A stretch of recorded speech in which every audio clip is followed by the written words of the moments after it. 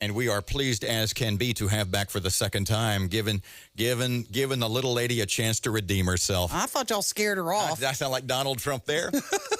Her name is Diana Perkovic. She is originally from Toronto, Canada. You speak fluent Croat? Is that true? I do. Say good morning, Robert and Erin, as though you were in downtown Croatia. I know that. Erin, Robert, dobro jutro. That was awesome. I feel like I'm in a Mission Impossible movie. Man, Diana watch Perkovic. out, you'll get him hot. Even at my age. Diana Perkovic is a television personality, a blogger, a writer, a woman of 1,000 skills, and she has undertaken the self-imposed task to drive from Florida, Tampa, I believe, Yes. all the way to Los Angeles and video a variety of Americans about this upcoming presidential election. The reason, I guess the origin, the genesis of your idea was you are born and raised in Toronto, Canada, and you are a naturalized American citizen. This is the first election in which you will be participating as a voter. Yes. And you decided that you wanted to get down to literally grassroots America. That's exactly it. And in a Kerouac-esque way, you are traversing. Never mind. What was the motivation? I mean, at some point you had to have this idea, and then you had to try to talk yourself out of it, and then finally decide it was a great idea. That's exactly it. And I will say, this election obviously is just unlike any that I can remember in my lifetime. And so I'm a news junkie. I love it. I've always loved politics. I love current events. And so the more I watched was the more confused I became. And you see a wave of support for one politician, another politician. And the more I spoke with my fellow Americans, the more I realized that I wasn't alone. I think a lot of us are confused. But as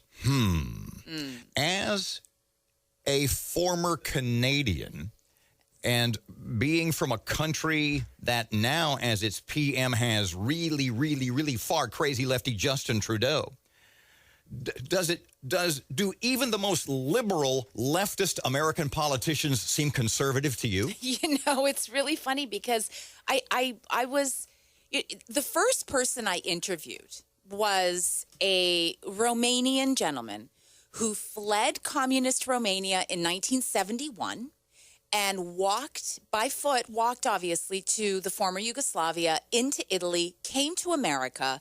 He became a member of the Air Force, believe it or not, joined the military. And from there, and I'm quoting him, he left the military a, quote, staunch Reagan Republican, and is now, he would vote for Bernie if he could vote for Bernie Sanders. And so it was surprising to me to find that Bernie Sanders became so popular here. That a man who fled communism and was willing to leave everything that he owned behind to flee the oppression that is communism would eventually back a communist. Well, I said, it's funny you should say that, because it was the one question I asked him. I said, Joseph, socialism to communism, that's a stone's throw. I said, how do you come full circle? And so, that was just the beginning of my journey. And it's so fascinating to speak with people and to get their life experience and to learn where everyone is coming from. And that was truly my motivation. Let me ask you this, because you're traveling across the country, Tampa to L.A. I have 2 U.S. Marine sons, okay? Wow. Neither one wants to vote. I've spent time with many of their friends. They feel like it's rigged. It's nobody cares about them. How many folks in the military have you come in contact with, and what are you hearing from them? It's funny because most people that I speak with from the military, they don't want to speak on camera. And so, as much as I'm talking to people on camera, it's also the conversations that aren't on camera that are very interesting. And so what I find from most people is that if you are at all moderate or independent, I find that those voters feel as though they are unrepresented in the general election. I'm finding many people feel as though we're still in the middle of primary season, that Bernie has pushed Hillary so far to the left that that's not who they are. And Trump, they're completely perplexed by. And I'm finding that the one mitigating factor has been when Trump opens his mouth and says something that's either inflammatory or incendiary, that seems to be the factor that's pushing people towards Hillary. What do you hear will be the thing that people will vote on? Are you hearing it's economic? Is it immigration? And I want to talk to you about immigration too, being a new U.S. citizen. Yes. Well, the economy seems to be front and center, to be honest. That's the one thing everybody keeps talking about. And also what I'm finding. Pardon me. Well, when you say economy front and center, what I infer from that is that the people you talk to think the economy sucks. Everybody thinks the economy sucks. Well, except the federal government. Well, is the federal government, does it really?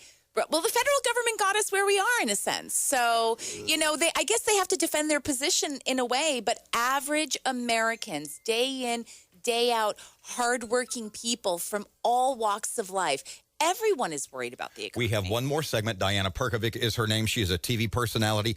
By the way, so folks can see at some point your videos, your writing, your blog, your thoughts on this tour of America. What is your website folks can go to? The website is www.myfirstelection.tv. That's Okay. myfirstelection.tv. You're touring the country. You're going across country.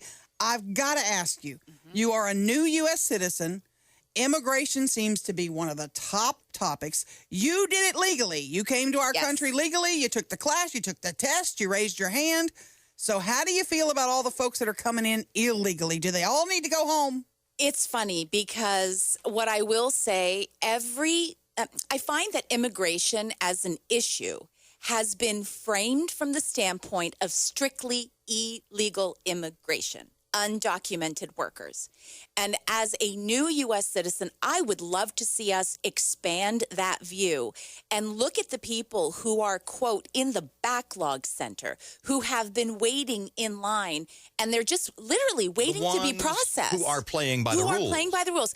I would like to see us turn our attention to them first and say, this is our priority. So how long did it take you? From the time, it took years for me to get a green card.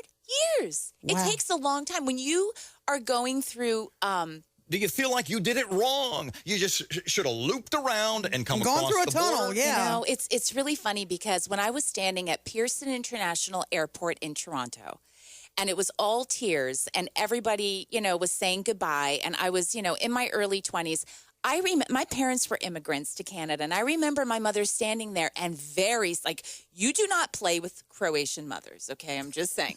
And my mother looked at me and she says, you are going to be a guest in someone else's country. She says, I don't even want to hear you got a speeding ticket. And to this day, I don't have a speeding ticket. She says, I heard this story a million times. When I came to Canada in 1960, whatever, everybody had short hair, so I cut my hair short too. You are in someone else's country.